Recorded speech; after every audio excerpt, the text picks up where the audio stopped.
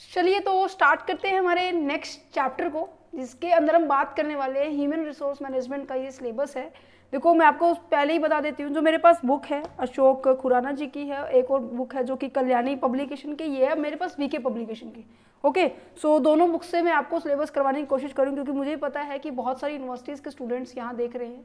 Even वो किसी भी यूनिवर्सिटीज़ के हैं, DU के हैं, CU के, PU के हैं, KU के CRSU के, GJU के है, ठीक है, IGU के, इग्नू यूनिवर्सिटी, किसी भी यूनिवर्सिटीज़ के हैं। सो उनके अंदर जो ह्यूमन रिसोर्स मैनेजमेंट का जो कंसेप्ट रहता है, जो चैप्टर्स रहते हैं, ऑलमोस्ट सेम है। सो मैं आपको, जैसे कि हमने मैनेजमेंट अकाउंटिंग को कंप्लीट किया है, वैसे ही हम इसको भी कंप्लीट कर देंगे आपके एग्जाम होने से पहले। सो बता देती हूँ मैं आपको, आप भी मेरे साथ साथ मैच करते रहना कि जो आपका जो फर्स्ट चैप्टर है जो कि आज हम डिस्कस करने वाले हैं, this is a human resource management, complete इसके बारे में डिस्कस करने वाले हैं।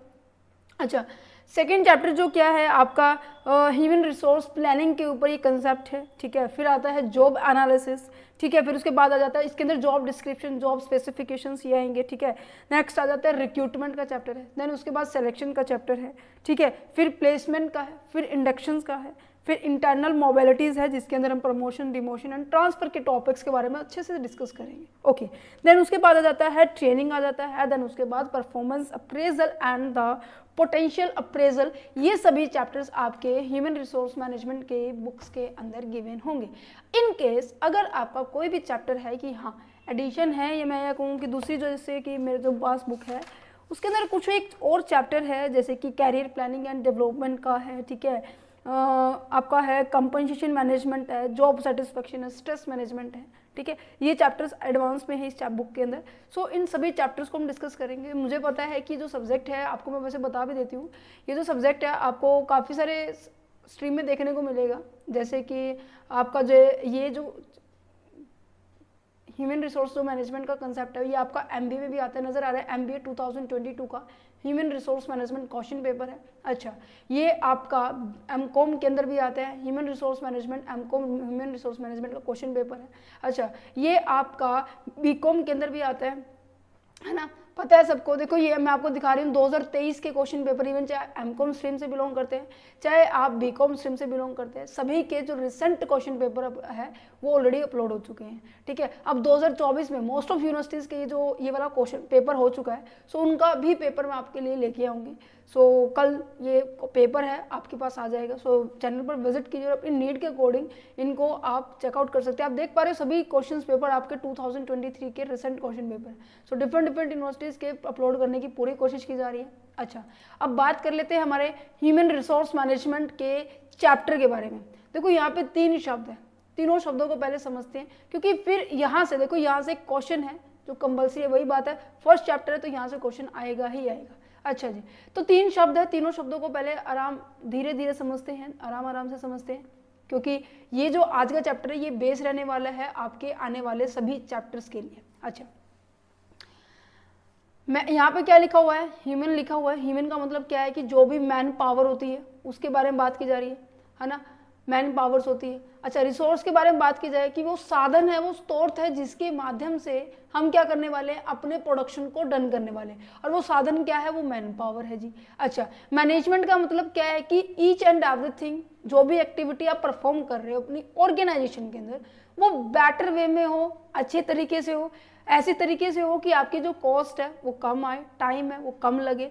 क्या है कहने का मतलब, ईच एंड एवरीथिंग, जो भी एक्टिविटी परफॉर्म कर रहे हो वो बेटर वे से होनी चाहिए, एफिशिएंट एंड इफेक्टिव वे से होनी चाहिए। अच्छा, इसका एक एग्जांपल ले लेते हैं जिससे आपको मीनिंग भी क्लियर हो जाएगा। इसके अंदर जो नेचर है, स्कोप है, फंक्शन है, ऑब्जेक्टिव है, वो मोस्ट ऑफ आपके क्लियर हो जाएंगे। चलो मैं आपके सामने 2 एग्जाम्पल लूंगी। एक तो आपका है कंपनी के पॉइंट ऑफ व्यू से हम एग्जाम्पल लेंगे। अच्छा जी, एक हम नॉर्मल जो आप डेली लाइफ में देखते हैं। देखो जैसे मेरे पास, हमारे पास जैसे कि ये स्टूडेंट्स हैं, ठीक है, और ये सारे क्या हैं, प्लेयर्स हैं, सारे के सारे क्या हैं, प्लेयर्स हैं। ये बास्केटबॉल टीम के प्लेयर्स हैं, ठीक है, फुटबॉल लगा लीजिए, हॉकी, क्रिकेट, किसी भी गेम की, ठीक है, ये प्लेयर्स हैं। अच्छा, इनको गेम खेलना है, इनको अपनी टीम को जिताना है, विन की पोजीशन पे लेके आना है, ठीक है, और ये विन की पोजीशन तभी आएगी जब इनके पास प्रॉपर रोड मैप होगा कि हमें इस तरीके से करना चाहिए, रोड मैप होगा। अच्छा जी, अब मैंने कहा कि इनको जिताने के लिए ऑब्वियस ही बात है इनका एक लीडर होना चाहिए, है ना, एक लीडर होना चाहिए। अच्छा, मैंने कहा कि इनका लीडर है, ये इनका कोच, ठीक है, मैंने कहा कि ये इनका है कोच। अगर मैं कहूं कि बिना कोच के क्या ये अपने ऑब्जेक्टिव को अचीव कर सकते हैं? हाँ कर सकते हैं, बट वही बात है ना, टाइम बहुत ज़्यादा लग जाएगा। अगर एक चीज़ आप किसी के अंडर रह के विद इन 1 ईयर में आप जो अचीव कर सकते हो, तो वही चीज़ें अगर आप विदाउट कोच या फिर विदाउट गाइडेंस के करो तो ऑब्वियस ही बात है वहाँ पे 3 से 5 साल आराम से लगेंगे, है ना। तो यहाँ पे ये क्या बात की जा रही है, इनको मैनेज करने के लिए एक पर्सन को अपॉइंट किया गया जिसको हम क्या कहेंगे, हेड ऑफ पर्सन है वो इस पूरे डिपार्टमेंट का। अब मैंने यहाँ पे स्पोर्ट्स का एग्जांपल लिया तो ऑब्वियसली बात इसको हम कोच कहेंगे। ये कोच क्या बताएगा कि किसकी क्या पोजीशन होनी चाहिए। अच्छा, मैंने कहा कि जैसे मैं बताती हूँ आपको बास्केटबॉल का एग्जाम्पल, बास्केटबॉल का एग्जाम्पल है, ठीक है। आपको पता है यहाँ पे 5 प्लेयर होते हैं जो प्लेइंग प्लेयर होते हैं, वैसे नॉर्मली टोटल टीम में 11 प्लेयर्स होते हैं। एग्जाम्पल है, समझने की कोशिश करना क्योंकि फिर आपको पूरा आगे समझ में आ जाएगा। अच्छा, मैंने कहा कि जो 5 प्लेयर है उनकी सबसे पहले तो मैंने सेलेक्ट किया कि पहले 5 प्लेयर कौन से होंगे। मैंने यहाँ पर क्या किया, इनको प्लान किया, राइट। फिर मैंने क्या किया, इनकी पोजिशन का क्या बना दिया, जगह बना दी कि ये पर्सन यहाँ खड़ा होगा, ये पर्सन यहाँ खड़ा होगा, ये पर्सन यहाँ खड़ा होगा, ये पर यहाँ एक हमारा बीच में खड़ा होता है, राइट। ये डिफेंडर होते हैं, राइट। तो यहाँ पे मैंने सबकी पोजीशन ड्रॉ कर दी, तो दैट मीन्स इनकी मैंने स्ट्रक्चर क्या कर दिया है, स्ट्रक्चर इवन कहूँ मैं, इनकी रिस्पॉन्सिबिलिटी, इनका वर्क सब कुछ असाइन कर दिया। अच्छा, देन फाइनली क्या हो रहा है, ये अपनी एक्टिविटी परफॉर्म करेंगे या नहीं करेंगे, है ना। ये अभी फिलहाल मेरे माइंड में चल रहा है कि मुझे 5 लोग चाहिए, ये मैंने क्या कर दिया, एक ब्लूप्रिंट तैयार कर दिया, इनकी पोजीशन ये होने वाली है। अच्छा, इन पर्सन को मुझे क्या करना पड़ेगा, एक्चुअल में मुझे अपॉइंट करना पड़ेगा, एक्चुअल मुझे ढूंढना पड़ेगा, प्रोक्योर करना पड़ेगा कि कहाँ से ये पर्सन मिलेंगे, कहाँ ये मिलेगा। यहाँ पे ये दो पर्सन होते हैं, ये थोड़ा सा क्या होता है कि हाइट में ज़्यादा लंबे होते हैं, 5 से 6 फुट के पर्सन यहाँ पे चाहिए होते हैं, है ना। सो यहाँ पे क्या है, लंबी हाइट वाले चाहिए, यहाँ पे थोड़ा सा मीडियम सर चल सकता है, बट यहाँ पे क्या है, डिफेंडर होना चाहिए जो अच्छे से डिफेंड कर सके आने वाली टीम के, राइट। सो यहाँ पे क्या बात की जा रही है, मीन्स कि अब मेरी बात आ जाती है यहाँ पर इन 5-7 बच्चों को अपॉइंट करने की बात। अच्छा, यही बात आ जाती है जैसे कि मैंने कहा कि पोस्ट जब निकलती है ना किसी भी गवर्नमेंट की, अब आपको मैं कहूँ SBI CPO की एग्जाम, SBI या फिर CPO के एग्जाम निकले हैं, सो मैंने कहा वहां पर केवल 3000 पोस्ट निकली है, ठीक है। और 3000 पोस्ट में भी कैसे है, जनरल अलग है, OBC अलग आता है, ठीक है, और SC ST की पॉइंट अलग होता है, PWD अलग होते हैं, और अदर एक्स सर्विसमैन क्या होते हैं वो अलग होते हैं, है ना। अब ये 3000 पोस्ट क्या होती है, ऐसे डिवाइड होती है इनके अंदर। अच्छा, इनके अंदर भी मेल फीमेल ऐसे डिसाइड होते हैं नहीं होते हैं। अच्छा, ये सभी चीजें इस प्रॉपर वे से मैंने क्या किया, स्ट्रक्चर किया है। तो सबसे पहले इसको अपॉइंट करने, इन 3000 को पोस्ट निकालने से पहले मैंने प्लान भी तो किया होगा ना कि मुझे कितनी पोस्ट के लिए पर्सन्स चाहिए, है ना, कितनी पोस्ट के लिए मुझे व्यक्ति चाहिए। तो सबसे पहले मैंने क्या किया, प्लान बनाया। अच्छा, प्लान बनाने के बाद फिर मैंने इस चीज को ऑर्गेनाइज कर दिया कि इस पोस्ट पे इतने व्यक्ति होंगे, इस पोस्ट पे इतने व्यक्ति होंगे, इस पोस्ट पे इतने व्यक्ति होंगे, इस पोस्ट पे इतने, और जो एक्स सर्विसमैन है उनके लिए इतने होंगे। अच्छा, सो इन सब के लिए जो स्ट्रक्चर ड्रॉ कर दिया, अब यहाँ पे मैंने तो पोस्ट निकाल दी, मैं इस डिपार्टमेंट की हेड हूँ, ठीक है, मैंने SBI जो बैंक है मैं उसके डिपार्टमेंट की हेड हूँ, मैंने कहा कि मुझे 3000 कैंडिडेट चाहिए, ठीक है, मैंने तो 3000 के लिए निकाला। अब आपको पता है जो पब्लिक होते, जो स्टूडेंट्स होते हैं वो क्या 3000 ही फिल करते हैं? नहीं ना, क्या पता इस पर्टिकुलर फॉर्म के लिए लाखों बच्चे फिल करें, है ना। जैसे मुझे जितना एक्सपीरियंस है, हमारे टाइम में जब ये CISF की जो ये पोस्ट होती थी, उस टाइम हमने फिल की थी, और उस टाइम निकली थी मेरे हिसाब से 400 कुछ पोस्ट निकली थी, 429 पता नहीं 400 ऐसा कुछ पोस्ट निकली थी, और उसके लिए 21 लाख लोगों ने क्या किया था, आवेदन किया था। पता है ये देखो कितनी ज़्यादा, मीन्स कि आपने इंफॉर्मेशन दी, उसके लिए जितने भी प्रस्पेक्टिव पोटेंशियल जितने भी आपके कैंडिडेट है वो क्या कर रहे हैं, इस फॉर्म को फिल करेंगे। तो यहाँ पर क्या होगा, हम रिक्रूटमेंट की प्रोसेस कर रहे हैं। समझ पा रहे हो, ये ध्यान से सुनना, ध्यान से बिल्कुल।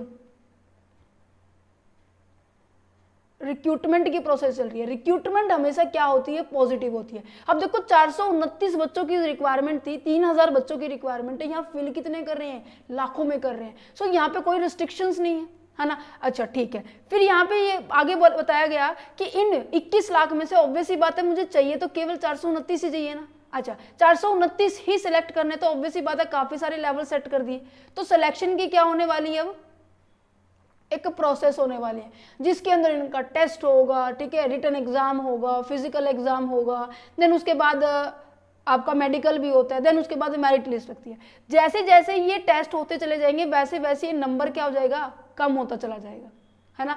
मेरिट लिस्ट तक आते आते क्या पता 1000 बच्चे बच जाए, और 1000 बच्चों में से केवल 429 बच्चों का ही मेरिट लिस्ट में क्या आने वाला है, नाम आने वाला है। और उसमें से वो भी क्या है, सभी जनरल भी होंगे, उसमें ओबीसी भी होगा, SC ST भी होगा, PW भी होगा, और आपका अदर कास्ट भी होगी, है ना। एक्स सर्विसमैन भी होंगे। सो कहने का मतलब ये देखो रिक्रूटमेंट में कोई रिस्ट्रिक्शंस नहीं थी, सबने देखा एलिजिबिलिटी ये है 12वीं पास होनी चाहिए, या फिर मैं कहूँगी बैचलर होना चाहिए, BCom BSc BA कुछ भी हो सकता है। अच्छा तो यहाँ पे तो उन्होंने फिल कर दिया, बट सिलेक्शन के दौरान केवल एक कैपेबल पर्सन ही को सेलेक्ट किया जो कि हमारी ऑर्गेनाइजेशन के लिए हमारी जो रिक्वायरमेंट है, जो जॉब स्पेसिफिकेशन और जॉब डिस्क्रिप्शन से मैच होती है। ये आगे आएगा, मैंने आपको बताया ना, ये जो चैप्टर नंबर 3 है जॉब एनालिसिस के अंदर हम अच्छे से पढ़ेंगे कि job description and job specification. Job description और जॉब स्पेसिफिकेशन अगर दोनों मैच होती है तो वही कैंडिडेट क्या होंगे, इस पर्टिकुलर पोजीशन पे आएंगे। तो सिलेक्शन कैसा नजर आ रहा है, सिलेक्शन आपको नजर आ रहा है ये आपकी नेगेटिव प्रोसेस है। यहां पर जितने भी कैंडिडेट क्वालिफाइड नहीं होंगे उनको क्या कर दिया जाएगा, रिजेक्ट कर दिया जाएगा।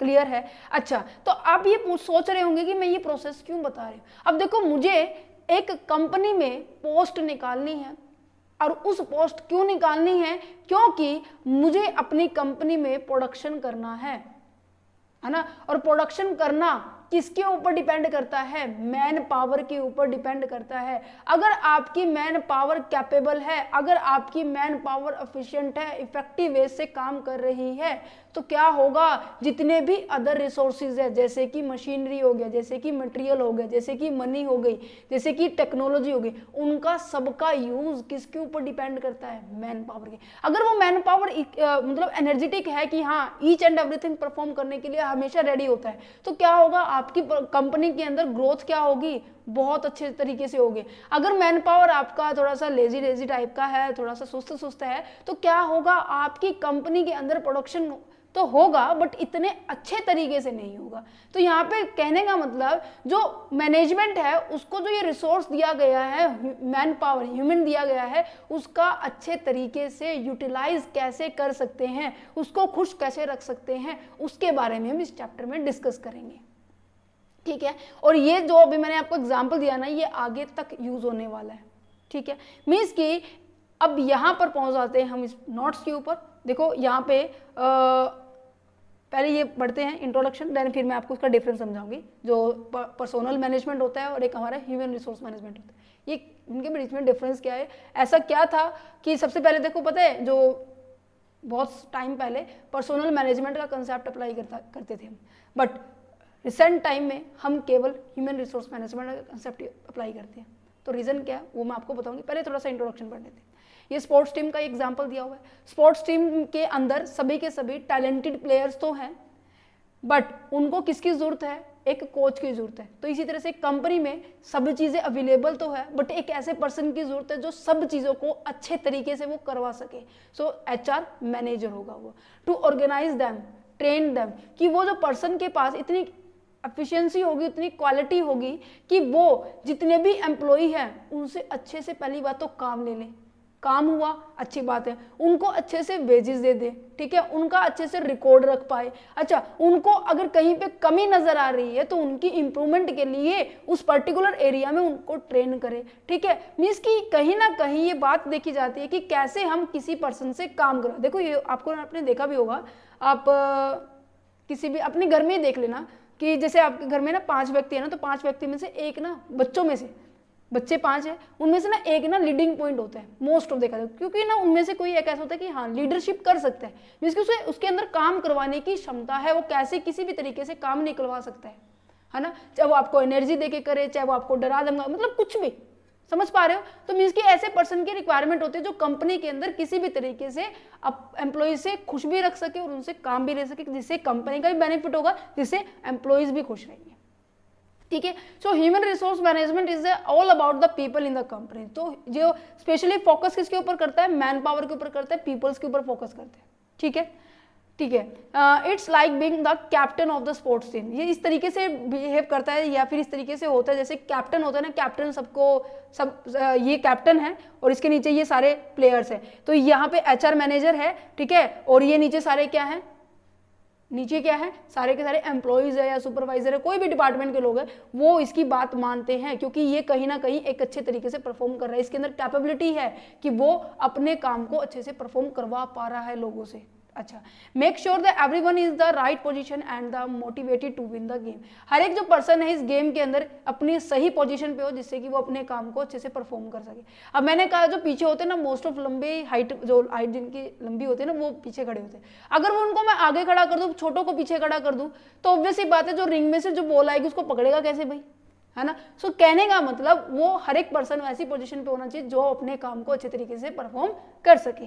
अच्छा, in a company HRM is responsible for the managing the everything related to the employees which including the, उनको हायर करने से लेकर उनको ट्रेन करने की बात की जा रही है, उनको सिक्योर करने की बात की जा रही है, उनको फेयरली पेड करने की बात की जा रही है, या फिर उनकी बात की जाए करियर के ग्रोथ की बात की जाए। ईच एंड एवरीथिंग वो क्या करने वाला है, मेंटेन करके रखने वाला है ना। अब मैं आपको यहाँ पे बात की जा रही है, मैं पहले ऊपर समझाऊंगी ये जिनका डिफरेंस। देखो पहले टाइम में ना पता क्या होता था कि जो लोगों से ना बस काम लिया जाता था, ठीक है। ये जो बात है, ये जो पॉइंट है ना, ये पर्सोनल मैनेजमेंट का,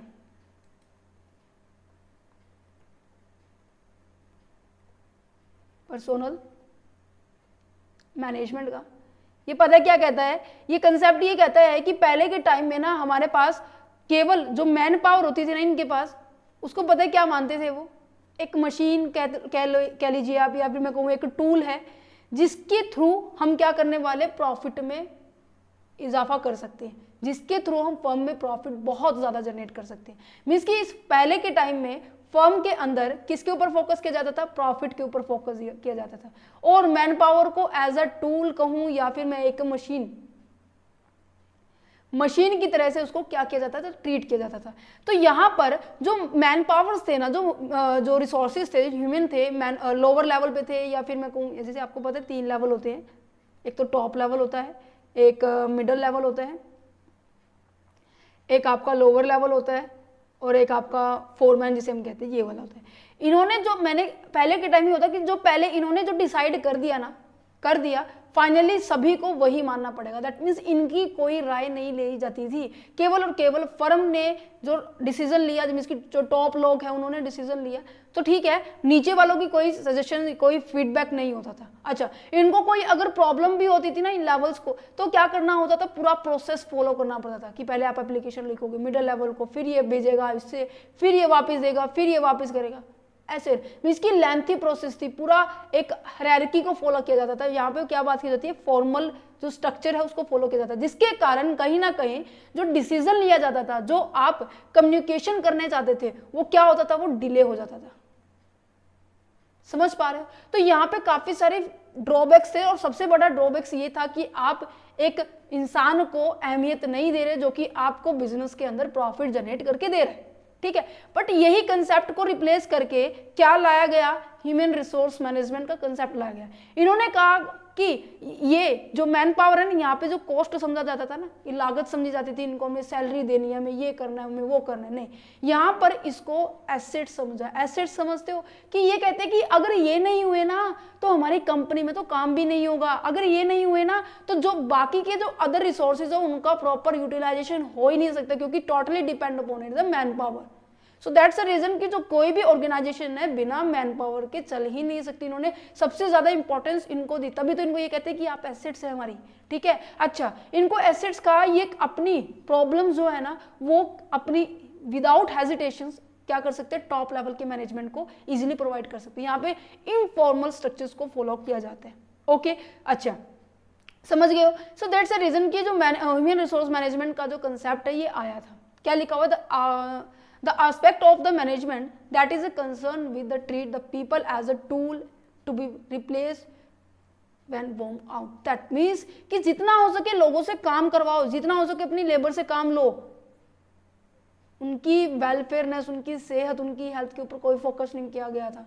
बट यहाँ पर क्या ट्रीट किया जा रहा है, वैल्यूएबल एसेट्स ट्रीट किया जा रहा है, वैल्यूएबल रिसोर्सेज ट्रीट किया जा रहा है। अच्छा, ये पहले टाइम में यूज होती थी, ट्रेडिशनल था, लोगों का बहुत शोषण किया जाता था, बट यहाँ पे मॉडर्न है, हर चीज क्या है, मोस्ट ऑब्वियस बात है, जब तक हमारी जो एम्प्लॉई है वो खुश नहीं होंगे तो क्या हम अच्छे से परफॉर्म कर पाएंगे, नहीं कर पाएंगे।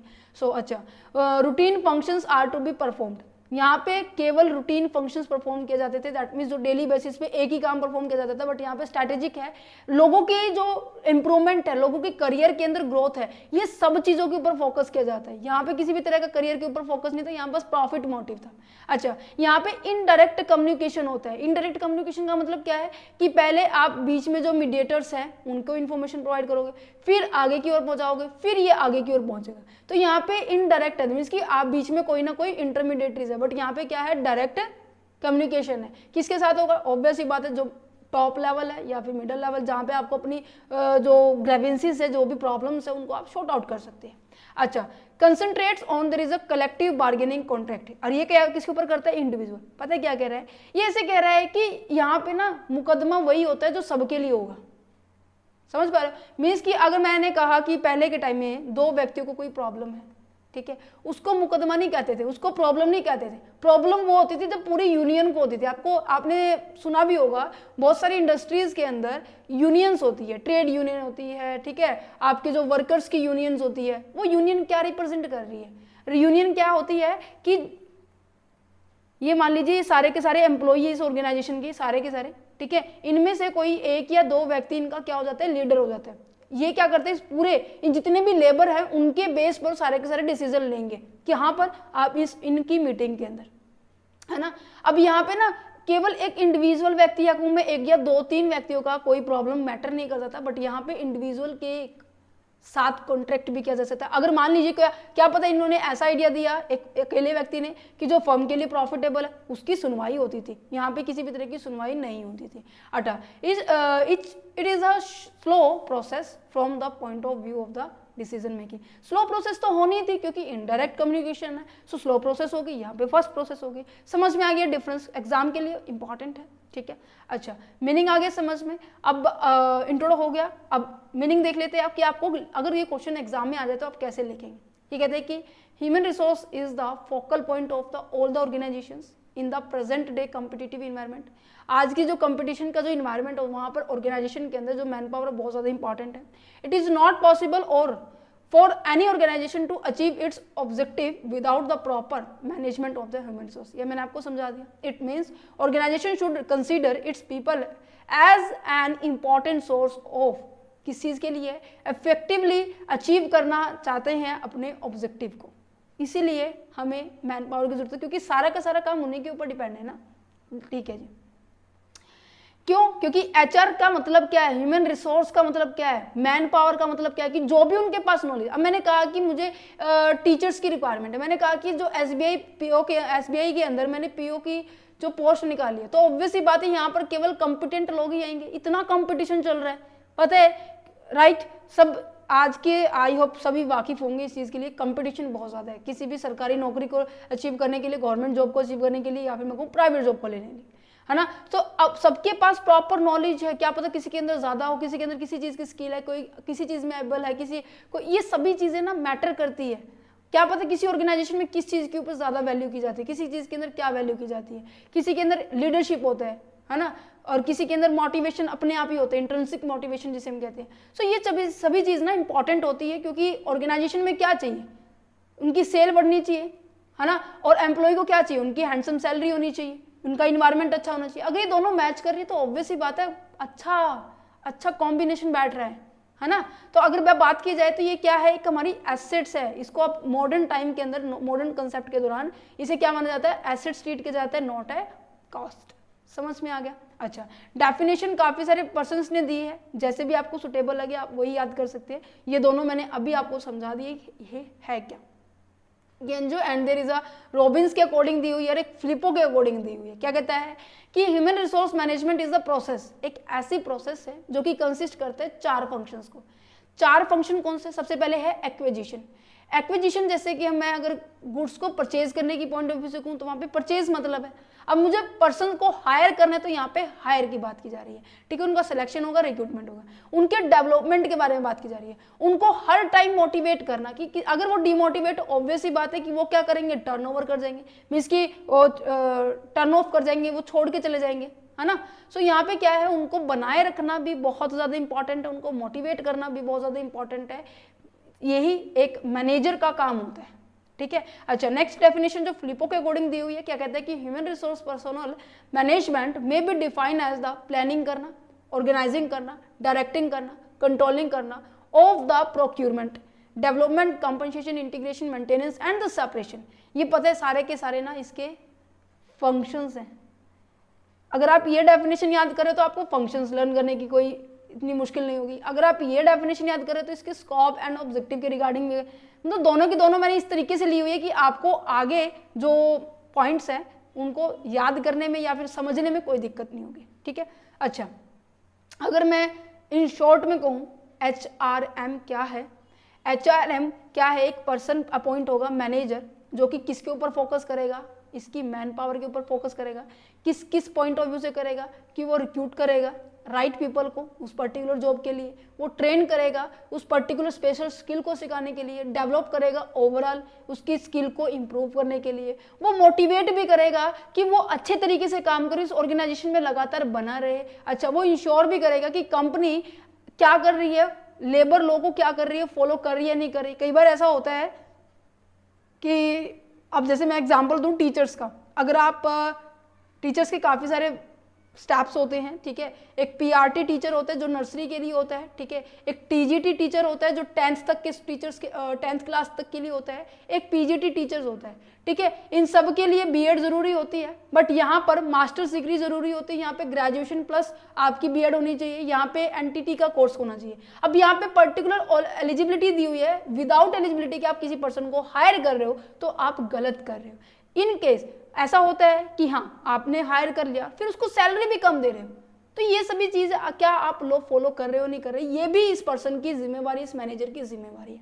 अच्छा, managing the employ benefit and there is a compensation. Employ के बेनिफिट्स जैसे कि ग्रेच्युटी हो गया, पेंशन हो गया, कंपनसेशन हो गया, अनलीव सैलरी होगी, ये सारी चीजें बाती जा रही है। अच्छा, कंपनसेशन का मतलब क्या है? कंपनसेशन दैट मीन्स आपको सैलरी दी जा रही है, आपको वेजेस दिया जा रहा है, आप जिस भी पॉइंट के लिए काम कर रहे हैं उसके हिसाब से आपको पैसे दिए जा रहे हैं उस काम के, आपको सर्विस प्रोवाइड करने के बाद। Okay, handling the conflict and the ensuring the harmonise the work place. ये कह रहा है कि अगर इन केस आपका प्रॉब्लम आ जाती है, आपको कोई दिक्कत है, तो उसके रिगार्डिंग जो भी कॉन्फ्लिक्ट आ रहे हैं उनको अच्छे से हैंडल करना किसका काम है? इस मैनेजर का काम है। ओके, सो ये आपको इन शॉर्ट में आप यहाँ पे लिख सकते हो, ठीक है। अच्छा, सो नेक्स्ट बढ़ते हैं nature of the human resource. अब जितना मैंने आपको बताया समझाया है ना, तभी मैं इतना टाइम लगा रही थी इसके ऊपर, अब मैं आपको फटाफट बताऊंगी कि इसके अंदर ये क्या है। अब देखो ये थोड़ी ना है, सबसे पहले तो नेचर क्या है, एक सेकंड फिर बताती हूँ मैं आपको ये जो मैं बताना चाह रही थी। ये कह रहे हैं कि nature of the human resource management, human resource management के नेचर्स क्या है, इसकी फीचर्स के बारे में बात करें, इसके अंदर क्या क्या बातें होती है। सबसे पहली बात, जो ह्यूमन रिसोर्स मैनेजमेंट है सबके यूनिवर्सल एप्लीकेबल है, चाहे वो किसी भी तरह का डिपार्टमेंट है। इवन मैं अपना एग्जांपल हूँ, मेरे ऑफिस के अंदर मुझे 60 बच्चों की 60 स्टाफ की जरूरत है, तो मैंने वो हायर किए। अच्छा, यही बात अगर आ जाती है प्राइवेट सेक्टर में, स्कूल की बात की जा रही है, बैंकों की बात की जा रही है, या फिर मैं कहूँ कि कोई भी गवर्नमेंट सेक्टर है, पोस्ट ऑफिस डिपार्टमेंट है, ठीक है, लाइफ इंश्योरेंस का डिपार्टमेंट है, या फिर कार मैकेनिक का है, किसी भी डिपार्टमेंट में बात की जा रही है, वहां पर सबको मैन पावर की जरूरत होती है।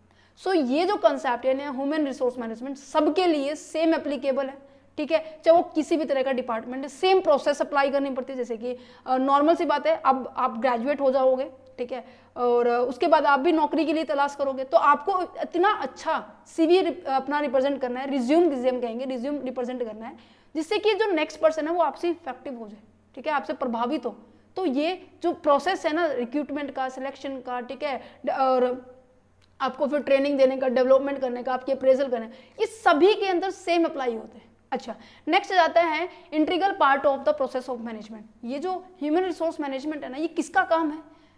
इस रिसोर्सेज को किसको मैनेज करने का काम है? मैनेजर का काम है ना, या किसी और बाहर वाले व्यक्ति का काम है? नहीं ना। तो ये मैनेजमेंट के प्रोसेस का ही एक पार्ट है, मींस की बिजनेस के इंटरनली पार्ट है ये नहीं है कि हाँ बाहर वाला पार्ट है, नहीं, इसके ऊपर तो मेन फोकस करना पड़ता है। क्यों? इन केस मैंने कहा कि आपने किसी एम्प्लॉय, मैंने कहा कि मान लीजिए यहाँ पे आप सभी बच्चे हैं, ठीक है, आपकी जो स्पेशलाइजेशन कॉमर्स में है, ठीक है, आप टीचर बनना चाहते हैं, अब आप जस्ट एग्जाम्पल है, क्या पता ना भी बनना चाहते हो, ठीक है। सो आप सभी ने क्या किया, स्कूल के अंदर ट्राई किया, आपने बीएड भी कर ली है, मास्टर्स डिग्री भी कर ली है, कॉमर्स भी कंप्लीट कर लिया, कंप्लीट हो गया दैट मीन्स। तो आपको अपने स्कूल में ट्राई किया, ठीक है, XYZ कोई स्कूल है, और वहाँ पे कहते हैं कि हाँ हमें टीचर की रिक्वायरमेंट तो है, बट हमें मैथ टीचर की रिक्वायरमेंट है, क्या आप मैथ पढ़ा लेंगे? अच्छा, आपने कहा कि ठीक है, आपको ज़रूरत थी इस चीज़ की, जॉब की ज़रूरत है, तो आप इसके अंदर ना एडजस्ट बहुत लेट हो गए। क्यों? क्योंकि आपकी स्पेशलाइजेशन कॉमर्स में है, आपने अकाउंट्स पढ़ा है, बिजनेस पढ़ा है, मैथ्स 1 साल पढ़ा है, इकोनॉमिक्स आप इवन लंबे टाइम तक पढ़ते हो, है ना। सो यहाँ पे क्या है कि आप एडजस्ट होने में काफ़ी लंबा टाइम लगेगा। अगर आपको यहाँ पर 2 ऑप्शन ले लेती हूँ मैं, चलो, कॉमर्स भी और मैथ भी, आप किसको ज़्यादा प्रेफर करेंगे? आई होप मेरे हिसाब से जैसे मैंने किया था, मैंने कॉमर्स को प्रेफर किया था मैथ्स की जगह। सो यहाँ पे क्या है, ये मेरे लिए सुटेबल होगा इसके कंपैरिजन में, ठीक है। सो यहाँ पे क्या कहते हैं कि जो ह्यूमन रिसोर्स मैनेजमेंट है can not be a separate from the basic management function. जो बेसिक मैनेजमेंट के फंक्शन होते हैं ना, कौन कौन से, planning, organizing, staffing, directing, controlling, इनसे अलग नहीं है, ये इसी का पार्ट है। ये कहते हैं कि perform by the whole the manager throughout the organization rather than there is a personnel department only. ये ऐसा होता है ना कि पर्सनल के अंदर क्या पढ़ा था हमने अभी, जो अपने ऊपर फोकस करता है, अपने अपने डिपार्टमेंट के ऊपर फोकस करते हैं, बस अपने प्रॉफिट के बारे में सोचते हैं, नहीं, ये ओवरऑल के बारे में बात की जा रही है। ओके, अच्छा, नेक्स्ट जाता है आपका पीपल ओरिएंटेड। पीपल तो ओरिएंटेड है ही है, बिना पीपल्स के तो क्या करोगे, बिना मैन पावर के तो क्या करोगे, है ना। तो यहाँ पे यही लिखा हुआ है कि all about the people, individual, group. People के बारे में, इंडिविजुअल है, ग्रुप है in the organization. It cover all the kind of the people at the various level of the organization. It concern, अब देखो यहाँ पे एक मैंने डेफिनेशन समझाई थी, क्या वो डेफिनेशन यही है जो हमारी फर्स्ट डेफिनेशन थी? दैट्स इट, कि जो आपकी ऑर्गेनाइजेशन में आ रहा है व्यक्ति, उसको इतना अच्छा इन्वायरमेंट दो कि वो काफी लंबे टाइम तक आपकी ऑर्गेनाइजेशन में रहे। अगर इन केस वो जा भी रहा है तो एक पॉजिटिव पॉइंट को लेकर जाए, आपकी जो कंपनी की इमेज है ना वो बाहर भी इस तरीके से बनाए, है ना। इन केस मैं कहूँ कि आपने अपने ऑर्गेनाइजेशन को बहुत एक्सप्लॉइट किया, बहुत काम करवाया, उसको सैलरी कम दी, उसको टाइम तक रखा, ठीक है, टाइम के बाद भी रखा, सो वो बाहर जाके क्या कहेगा कि फलाना कंपनी तो ऐसी है भी, उस कंपनी में बेसिक मत देना रिज्यूम, है ना, इवन मत देना रिज्यूम, है ना। सो ये क्या नजर आ रहे हैं? सो हमें अपने एम्प्लॉइज को इस तरीके से बनाए रखना होगा। अच्छा, कंटिन्यूस प्रोसेस है ना। अब आप कभी देखोगे कि आपके, अगर आप प्राइवेट सेक्टर में हैं, सो आप अपनी जो जॉब की सिक्योरिटी बहुत कम होती है कि प्राइवेट सेक्टर में, बट हाँ अगर आप अच्छा कमा रहे हैं, अच्छा आप रन कर रहे हैं, ठीक है, बट यही होता है ना कि आपकी सेटिस्फेक्शन लेवल हर बार कोई ना कोई इंक्रीज हो जाती है। सो आप क्या करते हो, रिप्लेस होते चले जाते हो।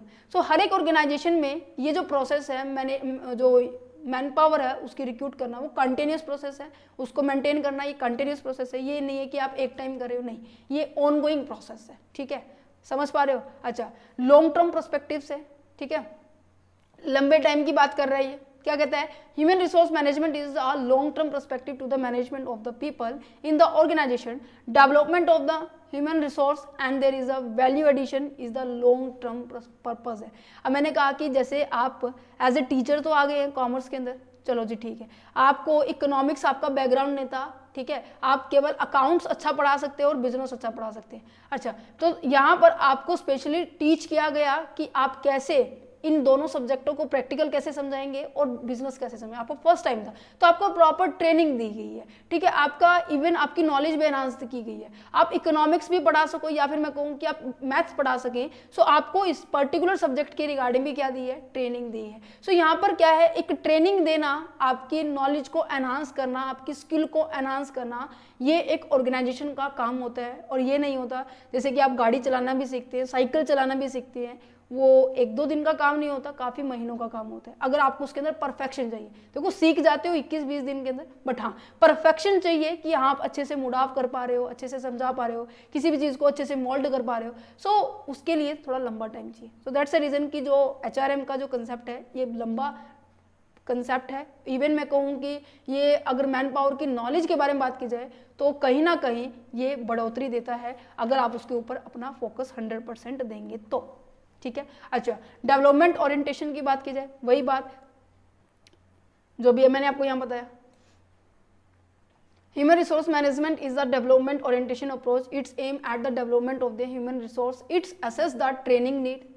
ये देखता है कि क्या उसे ट्रेनिंग की रिक्वायरमेंट है या नहीं है। अच्छा, मैंने देखा कि जो नया स्टूडेंट आया है मेरे पास एज ए टीचर की पोजीशन के लिए, वो अकाउंट अच्छा पढ़ा लेता है, बिजनेस नहीं पढ़ा पाता। तो मैंने क्या किया, फिर मैंने इसको असेस किया, उसकी प्रोग्रेस को देखा कि हाँ स्टूडेंट का रिस्पॉन्स कैसा है। उन्होंने देखा, यहाँ पे देखा कि यहाँ कम है, यहाँ बहुत अच्छा है। तो मैंने इस एरिया में फोकस किया कि हाँ ये आपका वीक एरिया है, इस वीक एरिया में आपको इंप्रूवमेंट की ज़रूरत है। सो दैट्स अ रीज़न कि मैं असेस करूँगी कि क्या आपको ट्रेनिंग की रिक्वायरमेंट है, ठीक है। फिर आपकी नॉलेज को डेवलप किया जाएगा, स्किल को एनहांस किया जाएगा। फिर उस पर्टिकुलर जो एक ऑर्गेनाइजेशन को, जिस फील्ड में ऑर्गेनाइजेशन को चाहिए आपके अंदर एक्सपर्टाइजेशन, तो आपको उसी में क्या करेंगे, वो एक्सपर्ट करेंगे, ठीक है। गोल ओरिएंटेड तो होता ही है। अब सारे के सारे लोग जितनी भी टीम मेंबर थे ये किसके लिए खेल रहे हैं, सभी को जीतना है। सो सबका एक मेन ऑब्जेक्टिव होगा, अलग अलग नहीं होते। क्लियर है, यहाँ पे आ गया समझ में सबको ये पॉइंट समझ में आएंगे नेचर। अच्छा, ऑब्जेक्टिव की बात की जाए ऑर्गेनाइजेशन के अंदर HRM के आपके 4 ऑब्जेक्टिव है, मोटा मोटी देखी जाए। क्या कहता है, एक तो सोसाइटल ऑब्जेक्टिव होता है, एक आपका फंक्शनल ऑब्जेक्टिव होता है, एक आपका पर्सनल ऑब्जेक्टिव होता है, एक आपका ऑर्गेनाइजेशनल ऑब्जेक्टिव होता है। सभी ऑब्जेक्टिव में काम अलग अलग होता है। जैसे कि सोसाइटल के अंदर बात की जाए तो सोसाइटी को मद्देनजर रखा जाता है। मीन्स कि ये देखो, जो मैन पावर आपने अपॉइंट किया है, जिसकी आपने भर्ती की, ये कहाँ से आया है बता सकते हैं? ये सोसाइटी से आया है। और आपने बिजनेस सेट किया है, वो कहाँ सेट किया है? सोसाइटी में सेट किया है। गवर्नमेंट जो है कहाँ पे एग्जिस्ट करती है? सोसाइटी में एग्जिस्ट करती है। तो कहने का मतलब घुमा फिरा के यही है कि आपको अपनी आसपास के इन्वायरमेंट, आसपास के सर्कमस्टांसेस, आसपास की सोसाइटी को देखना होगा। क्यों? क्योंकि आपको अगर लंबे टाइम तक अपने बिजनेस में रहना है तो ऑब्वियस सी बात है आपको अपने आसपास के जो लोगों की रिक्वायरमेंट है उसको मद्देनजर रखना होगा। अच्छा, जैसे कि मैंने कहा कि जो लेबर लॉ है, ठीक है, यूनियन ट्रेड की जो एक्ट्स हैं उनको आप ध्यान रखोगे। जैसे कि आपको जो गवर्नमेंट्स ने रूल फॉलो किए हैं कि आप 18 साल से कम उम्र के जो बच्चे हैं वो ऐसे दिहाड़ी मजदूरी नहीं कर सकते, है ना। ये रूल बनाया है चिल्ड्रंस डेवलपमेंट या चिल्ड्रन लेबर की पॉइंट ऑफ व्यू से बात की जाए तो, है ना। सो जितने भी मोस्ट ऑफ ये ऐसे बच्चे कहाँ काम करते हैं, या तो हलवाई की दुकान पे होते हैं, या फिर ऐसे मैं बता सकती हूँ तो चाय की दुकान पे होते हैं, या फिर फास्ट फूड वाले की दुकान पे, या फिर मोस्ट ऑफ वहाँ पे भी होते हैं, क्या नाम है उनका, कार मैकेनिक की लाइन में जो होते हैं ना, मिस्त्री जो होते हैं वहाँ पे भी होते हैं। देखा जाता है ऐसा मैं ये नहीं कह रही कि हाँ वही होते हैं, नहीं, मैंने ऐसा देखा है, बहुत बार देखा है, क्या पता आपने भी देखा हो या फिर ना भी देखा हो। सो मैं कह रही हूँ कि कहने का मतलब जो सोसाइटी के लिए हार्मफुल है ऐसे काम आपको नहीं करने, ठीक है। जितने काम के लिए, जितने घंटे के लिए आपको रखा जा रहा है, आप उतने घंटे के लिए उससे काम करो और उतने घंटे की आप उसे क्या दो, वेतन दो। अच्छा, फंक्शनल की बात आ रही है तो फंक्शनल आ जाए तो प्लानिंग, ऑर्गेनाइजिंग, डायरेक्टिंग, स्टाफिंग और आपकी कंट्रोलिंग आ जाएगा। पर्सनल की बात की जाए तो खुद के सेल्फ डेवलपमेंट के बारे में बात की जा रही है। खुद के सेल्फ आपकी नॉलेज को एनहांस, करियर के बारे में ग्रोथ कैसे, कितना करे, कहाँ करे, किस फील्ड में करे, इसके बारे में आपको गाइडेंस दी जाती है। किसको? एम्प्लॉइज को, जो कि उसकी मैन पावर है। समझ पा रहे हो? अच्छा, चलो 1 बाय 1 पढ़ते हैं। सोशलिस्टिक जो सोसाइटल जो ऑब्जेक्टिव हो क्या कहते हैं? आपका जो बिजनेस है, आपका जो गवर्नमेंट है, कोई भी सेक्टर है, सारा का सारा किसका पार्ट है? आपके सोसाइटी का पार्ट है, right. It is expected that they will be responsible. ये माना जाता है कि जितने भी ऑर्गेनाइजेशन है, जितना भी बिजनेस है, कोई भी डिपार्टमेंट है, वो अपनी सोसाइटी के लिए जरूर रिस्पॉन्सिबल है। Use the human resource is the ethical way. आप अपने रिसोर्सेज का, जो ह्यूमन रिसोर्सेज है, उसका सही तरीके से यूज करो। जैसे कि होता है ना कि अगर आपके पास कोई मशीन है, आप उसको लगातार पूरा दिन चला रहे हो और दूसरा दिन भी लगातार चले हो, उसकी कैपेसिटी इतनी नहीं है कि वो लगातार 2 घंटे 48 घंटे चल सके, उसकी कैपेसिटी लगातार 18 घंटे चलने की, और आप उसको दौड़ा रहे हो 48 घंटे, तो ऑब्वियस सी बात है भाई खराब तो होगी ना वो। इस तरह से मैन पावर है, not only for there is a benefit of the organization but also for there is a welfare of the society. ये नहीं कि आप जो इंसान है मैन पावर उसे काम लेते जाओ नहीं, उसकी हेल्थ के बारे में, उसकी स्वास्थ्य के बारे में, सब कुछ बारे में आपको सोचना होगा। ये नहीं कि आपको प्रॉफिट कमाना तो लो चूस लो इसका खून, है ना, ये नहीं होना चाहिए। अच्छा, दूसरा क्या है कि आप जो भी सोसाइटी में एम्प्लॉयमेंट जनरेट कर पा रहे हो इक्वल एम्प्लॉयमेंट जनरेट करो। जैसे कि कई बार ऐसा होता है ना कि बिजनेस के अंदर केवल नॉन पर्सन क्या करते हैं, अपने अपने एम्प्लॉयज को, अपने अपने नॉन के व्यक्तियों को क्या करते हैं, आ जाओ आ जाओ आ जाओ, हमारे यहाँ पे बहुत जगह है ना, नहीं ऐसा नहीं होना चाहिए। या फिर ऐसे कहूँ कि किसी पर्टिकुलर कास्ट से बिलोंगिंग की जाए या फिर किसी पर्टिकुलर एरिया से बात की जा रही है,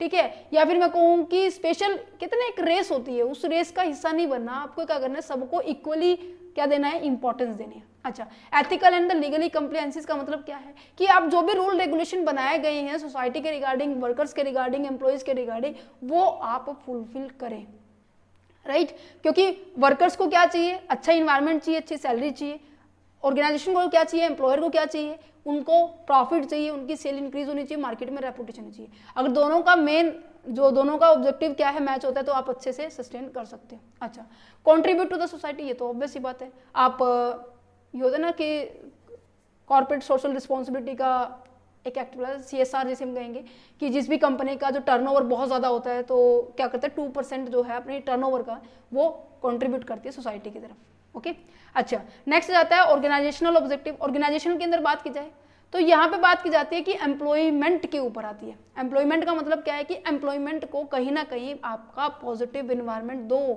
है ना, जो आपका जो काम है वो किसी एक अकेले व्यक्ति से नहीं होगा। अब मैं कह रही हूँ कि जैसे मेरे को आपको बताया मैंने कि जैसे मेरे को 15 व्यक्ति चाहिए या मेरे को 70 व्यक्ति चाहिए, सो क्यों चाहिए, ऑब्वियस ही बात है, मेरे को वैसे 15 व्यक्तियों की जरूरत है, वो मेरी फुलफिलमेंट हो चुकी है। वो क्या है कि जैसे मैंने एक को रखा स्पेशली सारे डाटा को रिकॉर्ड करने के लिए, दैट मीन्स मैं इसको कह सकती हूँ डाटा ऑपरेटर। ओके, एक पर्सन को रखा जो क्या अटेंड करेगा, क्या बताएगा कि मैम आपकी क्लास यहाँ पे इस टाइम, मैम आपकी क्लास यहाँ पे इस टाइम, मैम आपकी क्लास यहाँ पे इस टाइम। अच्छा, ये इसके लिए। दूसरा किस लिए है कि जो मेरे को नोट्स प्रिपेयर करके दे रहा है, ये इसके लिए। एक मेरे लिए इसलिए कि जो मेरे को ऑफलाइन क्लासेस की इन्फॉर्मेशन दे रहा है, एक मेरे लिए इसलिए कि जो मेरे को ऑनलाइन इन्फॉर्मेशन दे रहा है। सो ऑब्वियस ही बात है, मैं अपना अपना काम निकालने के बारे में सोचूं कि मुझे ये काम दो, मुझे वो काम दो, तुम काम नहीं करिए, मैं सारा दिन उनको टॉर्चर करती रहूं तो क्या वो मेरे कंपनी में रहेंगे? नहीं ना। जो मैं पढ़ा रही हूँ मुझे वो एक्चुअल में भी तो इम्प्लीमेंट करना पड़ेगा ना। सो यही बात है कि जो उनको एक मिशन दो कि अगर आपने मिशन इतनी टाइम से पहले कंप्लीट कर दे तो आपको एक अवार्ड दिया जाएगा, आपको एक विजन दिया जा रहा है, फ्यूचर में जो भी आपको टारगेट अचीव करना है वो अचीव करने के लिए मुझे क्या करना पड़ेगा, आपको बताना पड़ेगा ना। ये जितने भी एम्प्लॉय बनाए मेरे को उनको बताना पड़ेगा, उनके लिए एक रिवॉर्ड भी रखना पड़ेगा ना कि वो खुश हो जाए, है ना, जिससे उनकी स्किल होगी, एफिशिएंसी होगी, ये सारे के सारे क्या होगी उनके अच्छे से हम यूज कर सकते हैं। अब देखो यही बात है, अगर मैं सारा दिन सबसे काम लेती रहूं, रिवॉर्ड ना दूं, उनको सैलरी कम दे रही हूं तो ऑब्वियस बात है ये डिमोटिवेट होंगे, क्या पता तीसरे दिन भाग जाए यहाँ से, है ना, तो ये तो नहीं करना। तो मुझे उनसे काम लेने के लिए क्या करना पड़ेगा, रिवॉर्ड रखना पड़ेगा। हर एक अच्छे काम के लिए मैं उनको क्या करती हूँ, बोनस देती हूँ या फिर मैं कहूँ इंसेंटिव देती हूँ, कमीशन देती हूँ, जो भी हो सकता है, ठीक है। सो यहाँ पे एक स्ट्रैटेजी के साथ काम करना पड़ता है, मुझे उनका मिशन रखना पड़ता है, विजन रखना पड़ता है, जो कि मेरे ऑर्गेनाइजेशन के जो गोल है उनके साथ क्या कर सके, जोड़ के हम एक दूसरे के साथ काम कर सके, ठीक है। अलाइनमेंट दैट मीन्स हम एक दूसरे के साथ इकट्ठा होकर काम कर सकते हैं। एम्प्लॉयमेंट प्रोडक्टिविटी कैसे होगी, ऑब्वियस ही बात है, एम्प्लॉय की जो परफॉर्मेंस है, प्रोडक्टिविटी है एनहांस तभी होगी जब मैं उनको थोड़ा सा मोटिवेट करके काम करवाऊंगी, है ना। उनका जो इन्वायरमेंट है वो क्या होगा, पॉजिटिव होगा, उनको ये लगे कि हाँ ये मेरा काम है, ये नहीं है मुझे उनको रोज रोज याद दिलवाना पड़ेगा ये तुम्हारा काम है, ये तुम्हारा काम है, नहीं, ऐसा इन्वायरमेंट क्रिएट करो कि जिससे पता चले कि वो खुद गए कि मैम अभी हो जाते हैं 5-7 मिनट लगेगी, यही बात है ना। अच्छा, फंक्शनल में तो यही बात है कि स्टाफिंग करना है, ट्रेनिंग करना है और आपको क्या करना है, कंपनसेशन देना है। अच्छा जी, पर्सनल की बात की जाए, अब मैं बात की जा रही है, अब कुछ एक एम्प्लॉयज ऐसे हैं जो इंटरेस्टेड है पढ़ाने के लिए स्टूडेंट्स को, कुछ एक ऐसे एम्प्लॉयज है जो कि कंप्यूटर वर्क में अपना अच्छा दे रहे हैं, अपना अच्छा परफॉर्मेंस दे रहे हैं। सो वो क्या, मैं उनके लिए क्या कर रही हूँ, और ज़्यादा नॉलेज, कोई टूल, कोई जैसे कि AI टूल हो गया, ठीक है, इनकी हेल्प से मैं उनकी नॉलेज को एनहांस करूँ, कहीं ना कहीं उनके जो करियर गोल्स है, ठीक है, जो एस्पिरेशंस है, किसके थ्रू हम फुलफिल कर सकते हैं, उनको ट्रेनिंग दे सकते हैं या उनको कोचिंग दे सकते हैं, ठीक है। एक पर्टिकुलर स्किल को एनहांस करने के लिए हम ट्रेनिंग देते हैं। डेवलपमेंट क्या होता है कि जब हम ओवरऑल डेवलपमेंट करते हैं, ठीक है, अगर उनको हैंडसम सैलरी मिलेगी, मार्केट में अच्छी रेपुटेशन है, पता लग रहा है कि हाँ अच्छा कमा रहा है, हर महीने 22,000 रुपये लेके आ रहा है, हर महीने 30,000 रुपये लेके आ रहा है, तो क्या होगा, आप अपने वर्क और अपनी लाइफ को दोनों को बैलेंस कर सकते हो। क्लियर है। Employee wellbeing that means employee बहुत अच्छे से हेल्थी, सेफ्टी और अच्छे तरीके से अपनी परफॉर्मेंस तभी कर पाएगा जब वो खुश होगा। ठीक है, तो ये ऑर्गेनाइजेशन का ऑब्जेक्टिव होना चाहिए। ओके, आई होप आपको समझ में आ गया होगा। चलो जी, स्कोप की बात कर लेते हैं। अब मैंने आपको ये सभी चीजें बता दी है। सबसे पहले मैंने क्या, इस एसबीआई का एग्जांपल लेती है या फिर मैं सीआईएसएफ का एग्जांपल लेती हूँ। अच्छा, सबसे पहले मैंने एग्जांपल लिया आपको, चलो एसबीआई का ठीक था, चलो एसबीआई को छोड़ के यहाँ पे सीआईएसएफ को फिट कर देते हैं। ठीक है, अच्छा अब देखो सीआईएसएफ के अंदर 429 पोस्ट हुई थी, तो सबसे पहले मैंने इसको प्लानिंग किया। ठीक है, फिर मैंने इसके ऊपर क्या किया, क्वालिफिकेशन सेट कर दी। मैंने क्या किया, क्वालिफिकेशन सेट कर दी कि आपको पोस्ट चाहिए तो आपके लिए +2 पास होना जरूरी है। ठीक है, आपको कंप्यूटर में अच्छी नॉलेज होनी चाहिए, आपकी जो टाइपिंग स्पीड है इंग्लिश के अंदर 40 होनी चाहिए, पर वर्ड की बात की जा रही है, और हिंदी में आपकी 30 वर्ड हो सकती है। अच्छा, फिर उसके बाद की जाती है फिजिकल के। फिजिकल के अंदर ध्यान से सुनना इस बात को, कंडीशन है ये। फिजिकल की बात की जाए तो जैसे कि मेल के लिए और फीमेल के लिए, मेल के लिए हाइट सेट कर दी है, कुछ भी ले लीजिए, मान लीजिए 180, और फीमेल के लिए आपको रख लीजिए 165 या फिर मैं कहूँगी 155, कुछ भी। ठीक है, और उनका जो वेट है वो भी डिसाइड कर दिया, और रनिंग कह दी कि 5 किलोमीटर करनी है आपको 18 मिनट्स के अंदर, यहाँ पे इनको दे दिया 5 किलोमीटर आपको 30 मिनट के अंदर। ठीक है, इस तरह की क्राइटेरिया सेट कर दिया। अब देखो भरा फॉर्म कितने बच्चों ने किया है, 21 लाख ने, ये मेरी प्लानिंग थी। फिर मैंने ये डिसाइड कर दिया कि 429 लोग आएंगे, मैं इनको यहाँ सेट करूंगी। ये हो गया ऑर्गेनाइजिंग। तो सबसे पहले जो पॉइंट है ह्यूमन रिसोर्स प्लानिंग करना। ठीक है, मीन्स कि करंट और फ्यूचर की स्टाफ की कितनी नीड है उसके अकॉर्डिंग मैंने क्या कर दिया, प्लानिंग की। अच्छा, फिर जॉब को एनालाइज किया, डिजाइन किया, दैट मीन्स जिनकी जो भी पोस्ट आने वाली है उनको मैं क्या करने वाली हूँ, उस पोस्ट पे अपॉइंट करूंगी, तो ऑब्वियस सी बात है उनका रोल क्या होने वाला है, क्या वो काम करने वाले, वो मैंने डिसाइड कर दिया यहाँ पर। अच्छा, फिर रिक्रूटमेंट हुई, इन सभी बच्चों ने फॉर्म फिल किया, फिर मैंने टेस्ट लिया, सिलेक्शन हुआ।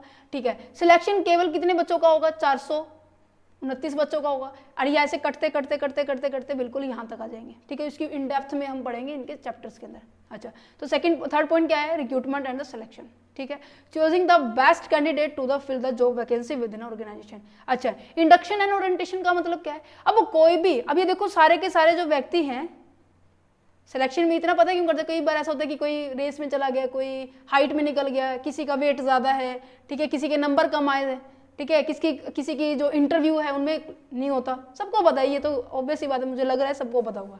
अच्छा, फिर बात आ जाती है आपके, क्या पॉइंट था हमारा, इंडक्शन एंड ओरिएंटेशन। मैंने कहा कि जो मेरे पास 15 पर्सन मैंने अपॉइंट किए हैं, ठीक है, ये जो 15 पर्सन है ये मैंने अपॉइंट कर लिए हैं। ठीक है, ये पर्सन आ तो गए हैं, मुझे इनको बताना भी तो पड़ेगा ना कि मेरी पॉलिसी क्या है, मेरी स्ट्रैटेजी क्या होती है, मैं किस तरीके से काम करना पसंद करती हूँ। और आपको भी मैं इच्छा करूंगी कि आप सभी बच्चे भी क्या करें, सॉरी आप बच्चे नहीं, आप सभी जो स्टाफ मेंबर है मेरे साथ इसी तरह से काम करें। पता नहीं क्या लड़ गया इतनी देर में। अच्छा, ठीक है, समझ पा रहे हो। अच्छा, तो मैंने क्या किया, मैंने इन सभी जितने भी नए पर्सन आए उन सबको मेरी कंपनी के बारे में, मेरे ऑर्गेनाइजेशन के बारे में, मेरे बिजनेस के बारे में आपको इंट्रोड्यूस करवाया, फैमिलियराइज करवाया, बताया कि हमारी फर्म के अंदर ये पॉलिसी चल रही है। तो इंडक्शंस एंड द ओरिएंटेशन का मतलब क्या है कि जब आप नए एम्प्लॉइज को अपनी कंपनी के कल्चर, अपनी पॉलिसी, अपनी जो स्पेसिफिक रूल्स हैं उनके बारे में बताते हो। अच्छा, फिर उनको क्या करना, जिसमें भी वो वीक है उसकी स्किल को, उनकी नॉलेज को, उनके वीक एरिया को एनहांस करने के लिए, इंप्रूव करने के लिए हम ट्रेनिंग देते हैं। अच्छा, फिर आता है परफॉर्मेंस अप्रेजल। परफॉर्मेंस अप्रेजल का मतलब क्या है कि पहले आपकी परफॉर्मेंस क्या थी कि आप 1 घंटे के अंदर, सॉरी मैं कह रही हूँ 2 घंटे के अंदर केवल आप क्या कर रहे हो, एक ही लेक्चर, 2 घंटे के अंदर आप केवल एक ही चैप्टर याद कर पा रहे हो। फिर मैंने आपको ट्रिक बताई कि 1 घंटे के अंदर कैसे आप 1 घंटे का ही चैप्टर, आप एक चैप्टर फिनिश कर दोगे 1 घंटे के अंदर। सो मैंने आपको क्या कहा कि आप साथ साथ शॉर्ट नोट बनाओ, जैसे कि मैं मोस्ट ऑफ बनाती हूँ, अपने हमेशा बनाती हूँ, आपको भी ये नोट्स प्रोवाइड करती हूँ, आपको भी पता है। सो इनको टू द पॉइंट मैंने अभी लिखा हुआ है कि आपको ज़्यादा, अगर आपको इनकी पर्टिकुलर नॉलेज होगी तो आप क्या कर सकते हो, एग्जाम्पल दे सकते हो। अब आपका जो पहले परफॉर्मेंस थी, जो आपकी एक्चुअल परफॉर्मेंस थी वो देखेंगे, और जो आपकी ट्रेनिंग देने के बाद फिर आपकी एक्चुअल परफॉर्मेंस देखेंगे तो दोनों में क्या मिलेगा, आपको गैप नजर आएगा, उसे कहेंगे हम इंप्रूवमेंट किया। दैट मीन्स इवेल्युएट किया जा रहा है कि एम्प्लॉय परफॉर्मेंस को, कि वो रेगुलर बेसिस पे कैसा परफॉर्म कर रहा है, आइडेंटिफाई किया जा रहा है उसके एरिया को जहाँ पे और ज़्यादा इंप्रूवमेंट की जरूरत होने वाली है। ठीक है, अच्छा उसको अपनी सर्विस के अकॉर्डिंग उसको रेम्यूनरेशन देना, उसको मोटिवेट करके रखना, इंडस्ट्री के अंदर कैसा रिलेशन बना के रखना, मैनेजमेंट है जो एम्प्लॉई है उनके बीच में एक अच्छा रिलेशन बना के रखना। अच्छा, एम्प्लॉई ग्रेवेंसीज जितने भी होंगे, एम्प्लॉइज के बीच में जितने भी कॉन्फ्लिक्ट्स होंगे या फिर एम्प्लॉई मैनेजमेंट के बीच में कॉन्फ्लिक्ट्स हो सकते हैं, तो उनको ढूंढना, एड्रेस करना, फिर उसका क्या निकालना, सोल्यूशन को फाइंड आउट करना। क्लियर है? अच्छा जी, ये सभी क्या थे, आपके स्कोप थे। ठीक है, मैनेजमेंट अकाउंटिंग हर जगह मैनेजमेंट अकाउंटिंग बार बार याद आ रहा है, ह्यूमन रिसोर्स जो मैनेजमेंट है वो हर एरिया में आपको यूज होने को दिखाई दे रहा होगा। ठीक है, अच्छा अब बात कर रहे थे फंक्शंस की। मैनेजमेंट जो ह्यूमन रिसोर्स मैनेजमेंट है इसके दो फंक्शन होते हैं। ठीक है, एक तो हमारे क्या होता है, मैनेजरियल फंक्शन होता है, एक आपका क्या होता है, ऑपरेटिव फंक्शन होता है। मैनेजरियल फंक्शन तो आपने सुना भी होगा कि अगर मैं कहूँ कि मेरा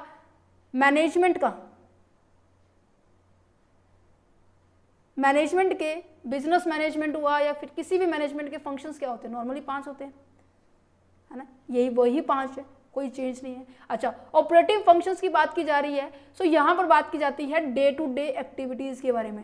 डे टू डे जो अभी मैं आपको ऊपर समझा के आई हूँ ना कि लोगों की भर्ती करनी है, प्रोक्यूर करना, प्रोक्यूर में 2 चीजें आएंगी, एक तो रिक्रूटमेंट का पॉइंट आएगा, एक सिलेक्शन का पॉइंट आएगा। अच्छा, डेवलपमेंट ऑफ द पर्सनल का, दैट मीन्स आप क्या कर रहे हैं, पर्टिकुलर पर्सन की नॉलेज को एनहांस कर रहे हैं। ठीक है, अभी हम इसको बारे में और इन डेप्थ में पढ़ेंगे। ठीक है, और कंपनसेशन फंक्शन है, क्या उनको आप सैलरी दे रहे हो। इंटीग्रेशन है कि आप और आपके जो एम्प्लॉई है, मैनेजमेंट और आपके एम्प्लॉई है, वो अच्छे से दोनों मिलकर काम कर रहे हैं। मेंटेनेंस फंक्शन है, दैट मीन्स आप अपने एम्प्लॉई को कंटिन्यूस लेवल पे अपने साथ लेकर चल रहे हैं, ये नहीं है कि वो ड्रॉबैक कर रहे हैं और छोड़ के जा रहे हैं, ऐसा कुछ है नहीं। ठीक है, अगर वो लीव कर रहे हैं तो इस तरीके से लीव करें कि उनका जो एक्सपीरियंस है वो इतना बेटर हो कि इन्वायरमेंट में जाके आपकी नेगेटिव वेव्स को ना फैलाए।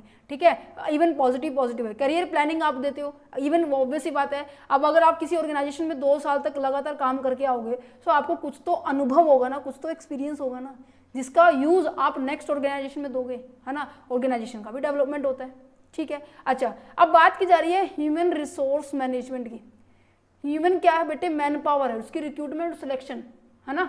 स्टाफिंग का जो पॉइंट है, वैसे किसी बुक के अंदर ये स्टाफिंग का पॉइंट नहीं गिवन है, मैनेजरियल फंक्शंस के अंदर किसी बुक में ये गिवन है। तो जैसे भी आपकी बुक में है वो आप देख सकते हैं। वैसे एग्जैक्ट अगर मैं एक्चुअली बताऊँ, ये इस फंक्शन का, ये मैनेजरियल फंक्शन का पार्ट नहीं है। जब हम बात करते हैं ह्यूमन रिसोर्स मैनेजमेंट का, ये किसका पार्ट होता है, जब हम क्या करते हैं मैनेजमेंट की प्रोसेस पूछते हैं ना, मैनेजमेंट के क्या प्रोसेस होते हैं, मैनेजरियल फंक्शंस क्या होते हैं मैनेजमेंट का, वो क्योंकि यहाँ पे पहले ये ह्यूमन किसका पार्ट होता है बेटे, इसी की आप फंक्शन पूछ रहे हो, फिर इसको इसके अंदर इंक्लूड कर रहे हो। सो ऑब्वियस ही बात है, मेरे अकॉर्डिंग ये नहीं आना चाहिए, बट हाँ जैसे भी आपकी बुक में दिया हो तो आप उसको इंक्लूड कर सकते हो। ठीक है, अच्छा सो बढ़ते हैं। Human resource management is a concern with the managing the resources to the efficient and the effective achievement of the objective of the organization के ऑब्जेक्टिव्स को अचीव करने के लिए मैनेजरियल फंक्शंस के ऊपर आप क्या करते हो, स्पेसिफिक टास्क होता है किसका, मैनेजर का।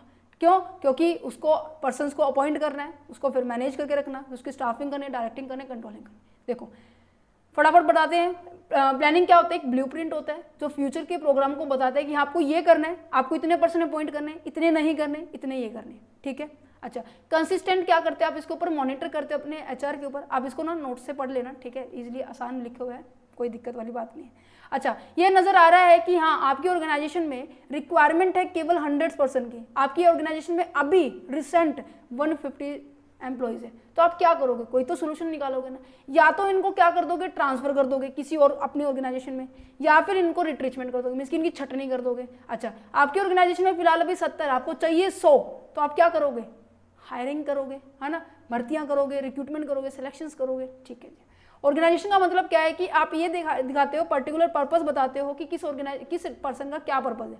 ये भी बताया जाता है कि क्या वर्क परफॉर्म होने वाला है, work which should be done, क्या वर्क परफॉर्म होना चाहिए। अच्छा हो रहा है परफॉर्म, तो वो कौन व्यक्ति करेगा, कौन सा एम्प्लॉय करेगा। अच्छा ठीक है, एम्प्लॉय भी डिसाइड हो गया, ओके, बट कौन से रिसोर्सेज का यूज करेगा, क्योंकि आप देखो कोई भी एम्प्लॉई है अकेले ऐसे तो नहीं कर सकते, कोई भी रॉ मटेरियल चाहिए, कोई भी मशीनरी चाहिए, उसके तो यूज़ करेगा ना। तो फिजिकल रिसोर्सेज मीन्स कि हर एक चीज़ आप जब डिटरमाइन कर देते हो कि कौन क्या करेगा, कैसे करेगा, कितने आवर्स में होगा, कौन से रिसोर्सेज यूज होंगे, तो उसे हम क्या कहेंगे, ऑर्गेनाइजेशन कहेंगे। मीन्स की पूरा स्ट्रक्चर्स ड्रॉ कर दिया है। ओके, चलिए जी, नेक्स्ट आता है आपका स्टाफिंग। स्टाफिंग का मतलब क्या है कि आप क्या कर रहे हो, आप करेक्ट पर्सन्स को, राइट वर्कर्स को राइट पोजीशन पे राइट टाइम पे क्या कर रहे हो, एम्प्लॉय को अपॉइंट कर रहे हो। अच्छा, अगर आपने अपॉइंट अच्छे से नहीं किया तो ऑब्वियस ही बात है फेलियर होने के ज़्यादा चांसेस है, अपॉइंट अच्छे से कर दिया तो ऑब्वियस ही बात है सक्सेस होने के ज़्यादा चांसेस है। डायरेक्टिंग का मतलब क्या होता है कि आप उसे गाइड कर रहे हो कि हाँ ऐसे करना चाहिए, ये काम नेक्स्ट टाइम ना ऐसे करना, ये तरीका ठीक है बट इससे बेटर तरीका ये है।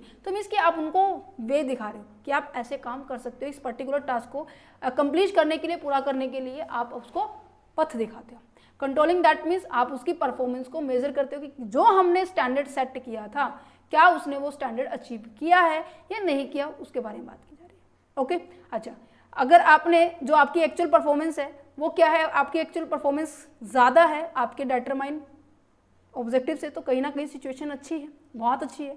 अच्छा, नेक्स्ट, अगर परफॉर्मेंस आपकी कम है, लेस है, तो कहीं ना कहीं वो हमें ज्ञान दे रहा है कि क्या कौन से एरिया में आपको इंप्रूवमेंट की जरूरत है, किस कारण आपका जो परफॉर्मेंस है कम रहा है, रीजन फाइंड आउट करेगा। अच्छा, दोनों ही अगर इक्वली तो वो भी सिचुएशन बेटर है। ठीक है, अच्छा, अब आ जाती है बात हमारे पास प्रोक्यूरमेंट ऑपरेटिंग फंक्शंस की, जो मैंने आपको यहाँ पे बताए थे ऑपरेटिंग फंक्शंस। ठीक है, ये जो हमेशा क्या होते हैं, day to day business activities को परफॉर्म करने के लिए ये फंक्शंस परफॉर्म किए जाते हैं। ठीक है, इसे हम सर्विस फंक्शन भी कहते हैं और स्टाफ फंक्शंस भी कहते हैं। मीन्स कि सारा का सारा काम ना स्टाफ के ऊपर देखा जाता है कि हाँ क्या चल रहा है, क्या चल रहा है, ऐसे देखा। ठीक है, so man power planning is the undertaking in the process where is the quantity and the quality of the personnel required. ये बताता है कि हमें कैसी पर्सन की रिक्वायरमेंट है, कैसे पर्सन की कितनी क्वांटिटी में रिक्वायर है, तो हम क्या करते हैं, रिक्रूटमेंट करते हैं, सिलेक्शन करते हैं। अभी आपको बताया रिक्रूटमेंट आपकी पॉजिटिव प्रोसेस है, सिलेक्शन आपकी नेगेटिव प्रोसेस है। डेवलपमेंट पर्सनल का मतलब क्या है कि आप डेली बेसिस पे उसकी परफॉर्मेंस को अप्रेजल करते हैं, मूल्यांकन करते हैं। ठीक है, फिर ये देखा जाता है कि जिस भी पर्सन का, मान लीजिए यहाँ पे 3 पर्सन है, ये एक का परफॉर्मेंस अच्छा है, ये मान लीजिए मिस्टर एक्स है, ठीक है, ये मान लीजिए मिस्टर वाई है, ये मान लीजिए मिस्टर जेड है। ठीक है, अब इस पर्सन की ज़्यादा पॉसिबिलिटी है कि इसका प्रमोशन जल्दी होगा, कि एक्चुअल परफॉर्मेंस इसकी बेटर आती है। इसके चांसेस है कि उसका क्या हो सकता है, डिमोशन हो सकता है। अच्छा, इसकी ये चांसेस है कि यहाँ ये स्टेबल रह सकते हैं या फिर इसी पद पे किसी और ऑर्गेनाइजेशन में ट्रांसफर हो सकता है। समझ पा रहे हो? अच्छा जी, क्लियर हो गया। तो यहाँ पे who deserve the promotion, who need the training, who are to be transferred, किससे ट्रांसफर किया जा रहा है, ट्रेनिंग दी जा रही है, ये सभी बात की जा रही है। ठीक है, कंपनसेशन दिया जाएगा। इंटीग्रेशन किस किस में होगा, जो एम्प्लॉइज चाहता है काम लेना और जो ऑर्गेनाइजेशन चाहता है काम लेना, अगर वो दोनों मैच कर जाते हैं तो ऑब्वियसली बात है कोऑर्डिनेशन बहुत अच्छा बैठेगा।